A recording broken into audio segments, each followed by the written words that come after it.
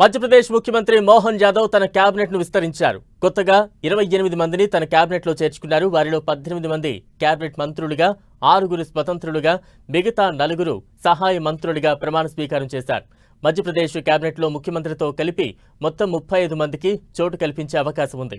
CM Mohan Yadav కొత్తగా cabinet లోకి తీసుకున్న 28 మందితో మధ్యప్రదేశ్ గవర్నర్ మాంగూభాయ్ సి పటేల్ ప్రమాణ స్వీకారం చేయించారు. కేబినెట్ మంత్రులుగా ప్రమాణం చేసిన 18 మందిలో ప్రద్యుమ్న సింగ్ తోమర్, ప్రహ్లాద్ సింగ్ పటేల్, కైలాష్ విజయవర్గీయ, విశ్వాస్ సారంగ్ ఉన్నారు. 6 స్వతంత్ర హోదా మంత్రులుగా అవకాశం కల్పించారు. మరో 4 సహాయ మంత్రులుగా తీసుకున్నారు. ఇటీవల జరిగిన మధ్యప్రదేశ్ అసెంబ్లీ ఎన్నికల్లో బీజేపీ విజయం సాధించింది. 230 అసెంబ్లీ స్థానాలకు 163 చోట్ల బీజేపీ విజయం సాధించగా మధ్యప్రదేశ్లో రెండోసారి బీజేపీ అధికారంలోకి వచ్చింది. ఈ నెల 13న సీఎంగా మోహన్ యాదవ్, డిప్యూటీ సీఎంలుగా జగదీష్ దేవా, రాజేంద్ర శుక్లా ప్రమాణ స్వీకారం చేశారు. ఇవాళ 28 మంది మంత్రులుగా ప్రమాణం చేశారు.